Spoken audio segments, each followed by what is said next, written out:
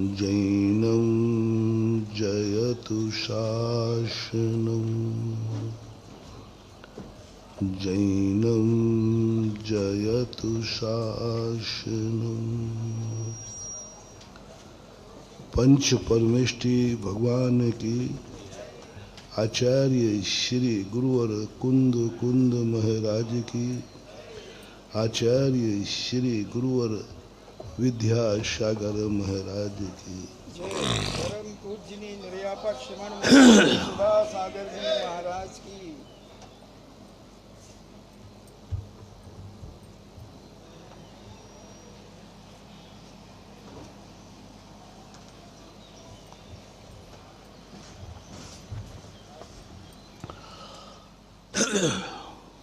कोई भी जीव या वस्तु ऐसी नहीं है जो अपनी स्वयं की शक्तियों पर अपनी जिंदगी निकाल ले। स्वयं की शक्तियों को भी यदि हमें प्राप्त करना है तब भी हमें पर का सहारा लेना पड़ता है। वस्तु हमारी है, चलना अपने पैरों से है, लेकिन इस संसार में रहने वाला हर व्यक्ति की एक कमजोरी है कि वो स्वयं नहीं चल सकता, क्योंकि अनादिकाल से इस आत्मा ने एक ऐसा एक्सीडेंट किया है, एक ऐसा पर पदार्थों के साथ भिड़ंत हुई है जिससे आत्मा विकलांग हो गई। और जब तक ये विकलांग रहेगी तो विकलांग व्यक्ति को वॉकर की जरूरत होती है। बिना वॉकर के चलेगा, फिर गिरेगा, फिर टूटेगी हड्डी। आलम्बन तो लेना ही पड़ेगा, क्योंकि प्रकृति ने शुरू से ही हर व्यक्ति को सब कुछ देने के बाद भी असमर्थ बना दिया। जैसे कल परसों मैंने कहा था, मालिक तो बनाया है लेकिन मलकियत नहीं दी। मालिक तो बना दिया कि तुम इतनी संपत्ति के मालिक हो, लेकिन जब मलकियत की बात आई तो उन्होंने कहा तुम्हारे पास कुछ भी मलकियत नहीं है, तुम्हारे पास कुछ भी नहीं है, तुम कुछ नहीं कर सकते, लेकिन मालिक तुम अपने गुणों के हो। और हमने समझा था परसों कि बिना मलकियत के तुम उसके आनंद नहीं ले सकते, उसका लाभ नहीं ले सकते, क्योंकि उसकी मलकियत तो दूसरे की है, कब्जा तो दूसरा किए हुए। हमारा ज्ञान दर्शन स्वभाव है, लेकिन उसके ऊपर कर्मों का कब्जा है। हमारे अनंत गुण हैं, हम अनंत गुणों के मालिक हैं, लेकिन कर्मों ने उस पर ऐसा कब्जा कर लिया कि तुम मेरी कृपा के बिना कुछ भी काम नहीं कर सकते। हम सुखी और दुखी जो कुछ भी होंगे पर के द्वारा होंगे। अपने आप में कोई सुखी दुखी नहीं होता, लेकिन सुखी दुखी जब होता है जब व्यक्ति को पर का आलम्बन लेना पड़ता है। और पर का आलम्बन लिए बिना हमारी जिंदगी चल नहीं सकती, और पराधीन कभी सुख मिल नहीं सकता। ऐसी स्थिति में हमें दुनिया में रहना है तो सामंजस्य बैठाना पड़ेगा। बिना सामंजस्य के तुम कुछ भी नहीं कर पाओगे। कितने भी तुम समर्थशील हो, कितने भी शक्तिमान हो, तुम कितने बड़ी मालिक हो, तुम्हें कोई भी कंगाल कर सकता है। कोई भी कंगाल कर सकता है। कोई भी तुम्हारी जिंदगी को सब कुछ अलग कर सकता है। कर्म भी कंगाल कर देंगे, पड़ोसी कंगाल कर देगा, बेटा कंगाल कर देगा। कंगाल करने वाले लोग बहुत हैं दुनिया में। तुम खुद पढ़ लो चाहे कहीं से, सिलेक्शन हो या यहीं से, यूथ का कॉन्सेप्ट चमकेगा, इन्हें कौन पढ़ाने वाला? फिजिक्स वाला, फिजिक्स वाला।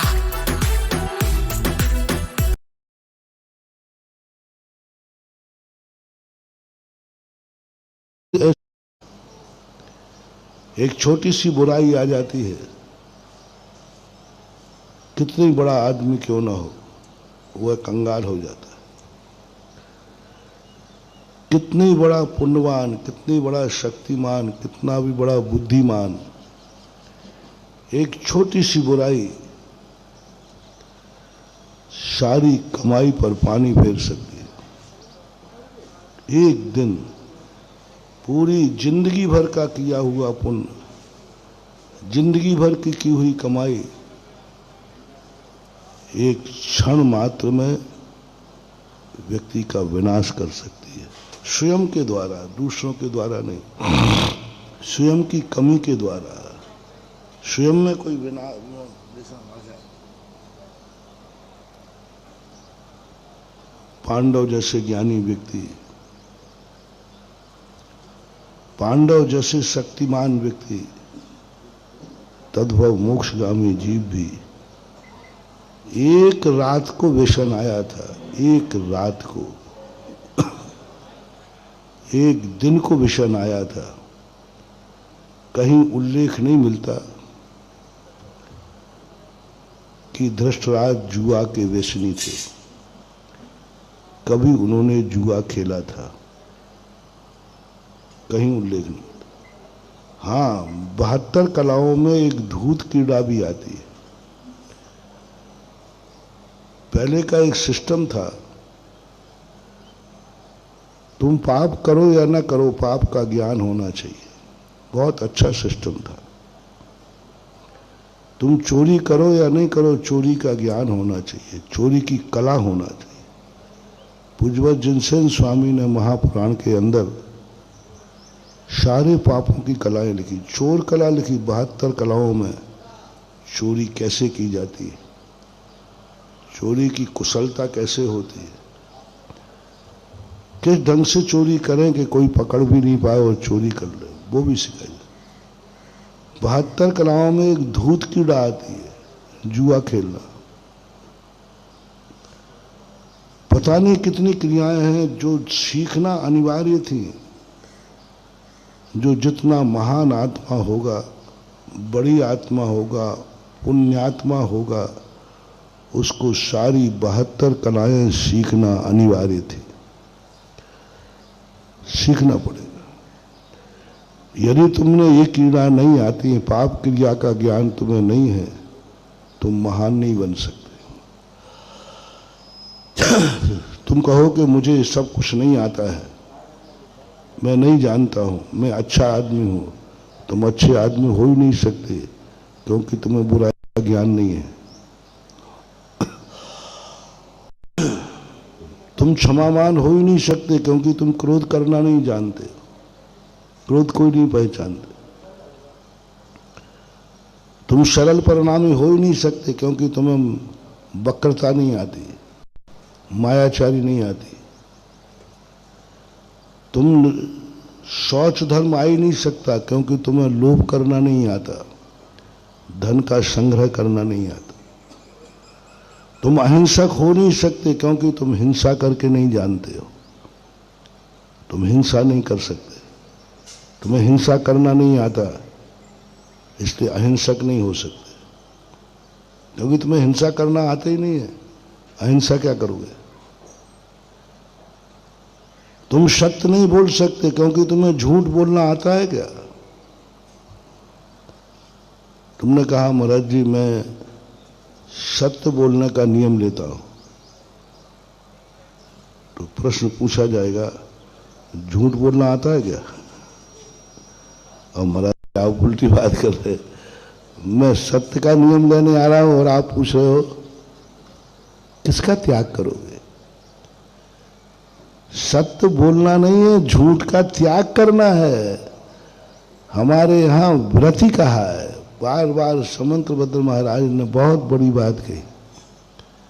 व्रति व्रत, व्रति व्रत, निर्वृत्त हो, कुछ पाना नहीं है, कुछ खोना है।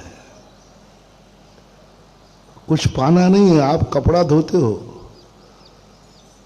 उसमें सफाई करना नहीं, उसमें मैल निकालना है बस। कपड़े में तुम क्या डालोगे? धोते किस लिए हो? कपड़े को सफाई करने के लिए कि मैल धोने के लिए? सफाई किसकी करते हो, कपड़े की कि मैल की? मैल की। मैल का तो तुम्हें ज्ञान ही नहीं है, तुम मैल को तो जानते ही नहीं हो। तुम्हें यही पता नहीं ये कपड़ा मैला है कि नहीं, अब क्या खाक धोगे? जब यही पता नहीं कि ये कपड़ा मैला है कि नहीं, मैले का ज्ञान, मैले की अनुभूति, मैले का संवेदन आत्मा में हो जाए फिर व्यक्ति धोने का भाव करेगा। उसे मैल का ज्ञान होना चाहिए, गंदगी का ज्ञान होना चाहिए। यही भूल अनादिकाल से करते आए। हमने सफाई का ज्ञान किया लेकिन हमने मैल का ज्ञान नहीं किया। हमने अच्छाइयों का ज्ञान किया, गंदगी का ज्ञान नहीं किया। हमने पुण्य का ज्ञान किया, हमने पाप का ज्ञान नहीं किया। हमने धर्म का ज्ञान किया, हमें अधर्म का ज्ञान नहीं था। हमने दिन का ज्ञान किया, रात का ज्ञान नहीं था। हमने साधु का ज्ञान किया, डाकू का ज्ञान नहीं था। हमने पुण्य का ज्ञान किया, पाप का ज्ञान नहीं था। हम पुनः लुट गए। कितना भी धन कमा लेना, तुम कितना भी अच्छा मकान बना लेना, तुम्हें चोर कला आना चाहिए। चोर कहां कहां से घुस सकता है, तभी तो ताला लगाओगे। तुम्हें पता ही नहीं कि चोर कोई दुनिया में होता है कि नहीं, तो किवाड़ खोल जाओ, सो जाओ घर राटे लेकर, सुबह लुट जाओगे। क्योंकि तुम्हें ये तो ज्ञान ही नहीं कि दुनिया में चोर भी हैं। तुम्हें तो ये मालूम है कि सब साधु हैं, सब सज्जन हैं, चोर भी दुनिया में हैं। ये ज्ञान नहीं होगा तो आप ताला क्यों लगाओगे? इसलिए बहुत बड़ी बात प्रकृति ने दी, बहुत बड़ी बात। जिनसेन स्वामी ने कहा तुम धर्मात्मा बनना चाहते हो तो जल्दी धर्म की क्लास में भर्ती नहीं हो, अधर्म को समझो। अधर्म क्या है एकदम मत छोड़ के बैठ जाओ, समझो थोड़ा अधर्म क्या है, अधर्म का कारण क्या है, अधर्म का स्वभाव क्या है, अधर्म कहते किसे। अधर्म करना अलग चीज है, अधर्म को समझना अलग चीज है। एक शराबी शराब पी सकता है लेकिन वो शराब को जानता हो, ये कोई नियम नहीं है। ये संसार बालक के समान है, वो मिट्टी खा सकता है लेकिन मिट्टी के संबंध में जानता नहीं है। तुम लोग कहोगे महाराज पाप तो हमने अनादिकाल से किए हैं, पापी तो करते आए, उसको क्या समझना।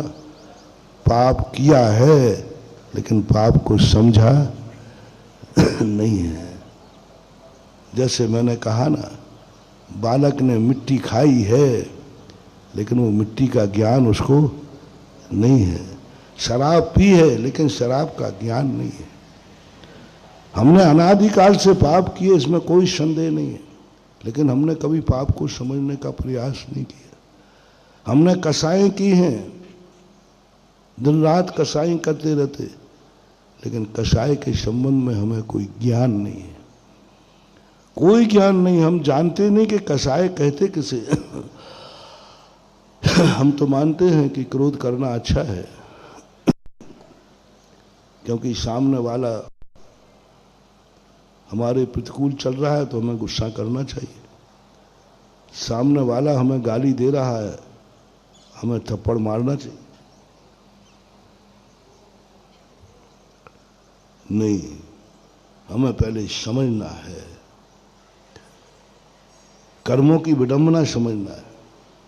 हमने कर्म किए हैं, लेकिन कर्म के संबंध में कुछ नहीं जानते हम, और धर्म करने चले जाते, फेल हो जाते।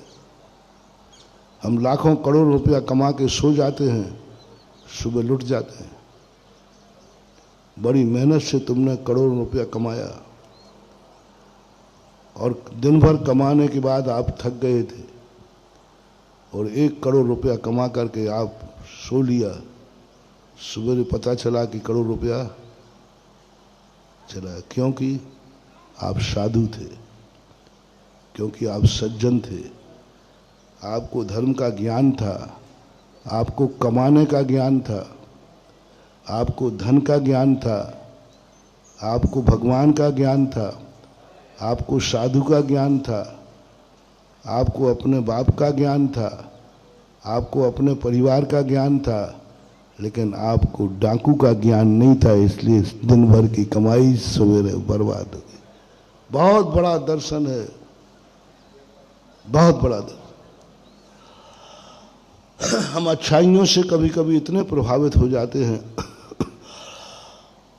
उसको कमाने के लिए हम चल पड़ते हैं। आज यही हो रहा है, विज्ञान यही कह रहा है, कमाओ, खाओ, भोगो, तुम्हारे लिए मिला है। कमाना सिखा रहा है। खेतों में सब्जी उगाओ, 1 किलो की 100 किलो उगाओ।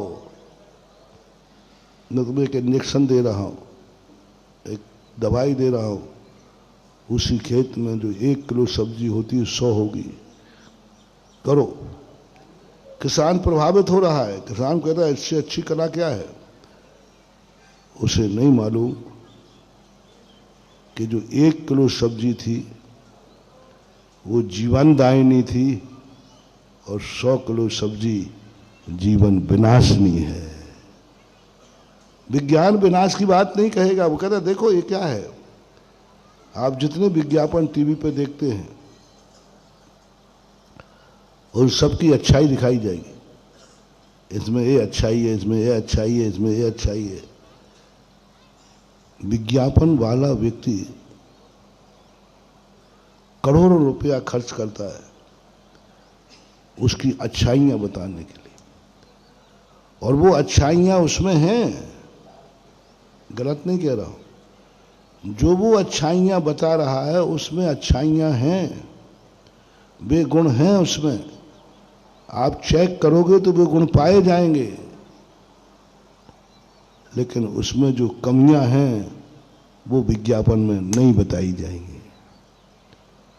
हमने देख लिया ना, इन्होंने कहा था ये वस्तु में यह गुण है, और चेक कराया, वो गुण पाया गया, बात सही है। तुमने उस वस्तु को ग्रहण कर लिया। उसको मालूम था कि 1 दवाई डाल दो, 1 किलो सब्जी जहां होती थी वो 100 किलो हो जाएगी।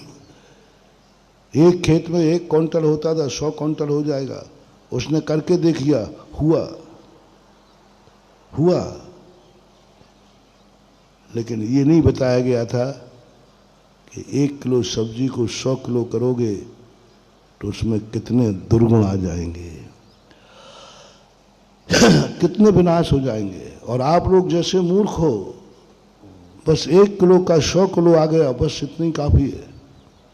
अब तुम्हारे लुटने की बात आ गई। जब कभी तुम्हें कोई व्यक्ति ओरिजिनल नेचुरल रूप से तुम कोई कमाई करते हो, ओरिजिनल रूप से तुम खेती करते हो, ओरिजिनल रूप से आप धंधा करते हो, 10% पर, और कोई कहे कि देखो मैं तुम्हें एक ऐसी कला सिखाऊंगा 50% पे धंधा चालू हो जाएगा, तुम तुरंत प्रभावित हो जाओगे। समझ लेना अब तुम्हारे हाथ से वो 10% भी जाने वाला है। वो ऐसे ही लुटेरे हैं, ये नीति कि तुम मेरे पास 1 तोला सोना लगो, कल रात भर में 2 तोला हो जाएगा, और रख के देख लेना 2 तोला होगा। बेईमान व्यक्ति बहुत ईमानदार होता है। बेईमान व्यक्ति बहुत ईमानदार होता है। जुआड़ियों के पैसे कम डूबते हैं, साहूकारों के, सेठों के डूबते हैं। जुआड़ी बड़े ईमानदार होते हैं, कोई लिखा पढ़ी नहीं होती है फिर भी बचेंगे। 2 स्थानों पर लिखा पढ़ी नहीं होती है। एक जो पूर्ण पापी होते हैं और या वे पूर्ण धर्मात्मा होते हैं। 2 स्थानों पर कोई लिखा पढ़ी की जरूरत नहीं होती। जुआड़ी खेलते हैं, कोई बही खाता, स्टाम्प नहीं लिखाते, कोई रजिस्ट्री नहीं लेती कि तुमने इतना बोला है। बोल देते हैं और फिर भी जुआड़ियों का पैसा वो देता है कि नहीं। यहाँ इतने ईमानदार हमने बेईमान देखे, अपनी जायदाद बेच करके वचन पूरा करते हैं। इतने ईमानदार जुआड़ी देखे मैंने, ईमानदार जुआड़ी, ईमानदार डाकू। उन्होंने बंटवारा करना है तो वो ईमानदारी से बंटवारा करते। डाकुओं में झगड़ा बहुत कम होता है। जो सही डाकू नहीं होते वो झगड़ा करते हैं। ईमानदार डाकू वचन का पक्का होता है। कोई लिखा पढ़ी नहीं होती, फिर भी लेन देन चलता है, बिना कानून के चलता है। ऐसे ही मैंने धर्म में देखा है। धर्म में करोड़ों करोड़ रुपए की बोलियां होती हैं, कोई लिखा पढ़ी नहीं है, कोई लिखा पढ़ी नहीं है, कोई कानून नहीं है, कोई सबूत नहीं है। फिर भी बोलो धर्म की बोलियां कितने % डूबती हैं। शेपुरा में तुम अध्यक्ष हो बहुत साल से, कितने % में बोलियां डूब गई। लेट अवेयर मिले वो बात अलग है, और डूबेंगे तो 1-2% मुश्किल से। 100 में से 1-2% डूबते बाकी बिना लिखा पढ़ी है, मात मुंह से जबान दी है। जब तक मुंह से दी हुई जबान लिखा पढ़ी से भी ज्यादा ईमानदार है, तब तक इस दुनिया में धर्म रहेगा। लोगों ने पूछा कि धर्म कब तक रहेगा। मात कोई कानून नहीं है, फिर भी मुंह से लिया है। नियम और व्रत हम लोगों ने लिए हैं, क्या लिखा पड़ी है? नहीं, तुमने रात्रि भोजन त्याग किया, हाँ किया है, 100 रुपये का स्टाम्प लाओ। अरे कल के दिन तुम मुकर गए तो कल के दिन तुमने तोड़ दिया तो पहले नियम देने का भी कोर्ट होना चाहिए, जहां रजिस्ट्री होती है कि हाँ चलो अपन पहले यही देख लेते हैं, गुरु बनाने के लिए पहले रजिस्ट्री करो। चेला कहे महाराज जी हम आपके गुरु चेला बनना चाहते हैं, हम आपको गुरु बनाना चाहते हैं। ठीक है, पहले कोर्ट केस चलो। जैसे आजकल तुम्हारे शादी विवाह कोर्ट से होने लगे, काल गुरु और शिष्य की दीक्षा भी कोर्ट से होने लगे तो अरे क्या बता, चेले का कोई भरोसा है, भाग जाए तो कल के दिन छोड़ देवे तो, और कल के दिन गुरु निकाल देवे तो क्या भरोसा है। अरे तुम्हारा बाप तुम्हें संपत्ति से बेदखल कर दे, चेला जाकर के सब लेके चला जाए तो क्या करोगे। इसलिए गुरु और शिष्य के बीच में दीक्षा के पहले वकालतनामा लिखा जाना चाहिए रजिस्ट्री कि हाँ आज से तुम मेरे गुरु हो, मैं तुम्हारा चेला। बोलो गुरु शिष्य का संबंध रहेगा, खत्म हो जाए। ये श्रद्धा की बात है। अंदर से आवाज आ गई ये मेरा गुरु है, अंदर से आवाज आ गई ये मेरा शिष्य है। बस ये ईमानदारी चल रही है कि नहीं? 99%, 1% तो बट्टा है। 99% गुरु और शिष्य की जिंदगी आज चल रही है। बोलो तुमने जन्म लिया, मैं तुम्हारे ऊपर प्रश्न चिन्ह लगा रहा हूं, तुम्हारा बाप सही है कि नकली है? सबूत दो मुझे।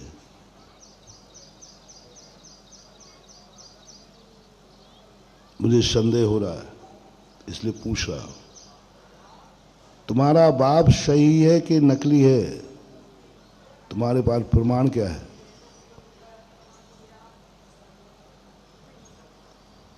महाराज आज बाप तो असली होता है। अरे गड़बड़ मत करो। हाँ आजकल अस्पतालों में प्लेटें बदल जाती हैं। हाँ मैंने पेपरों में पढ़ा है, तुम लोगों ने पढ़ा हो, तुम जानो भाई। मैंने तो पेपर में पढ़ा है, वो नर्स होती ना, नर्स है, भूल से कभी लोभ से पैसा लेकर के इसकी प्लेट, क्योंकि दोनों माताएं तो उस समय बेखबर हो जाती हैं, उनको उतना होश तो रहता नहीं है। धीरे से उसकी प्लेट इसको रख दी, बच्ची थी तो बच्चा बता दिया, बच्चा हो तो बच्ची बता दिया। ऐसी घटनाएं होती हैं या नहीं?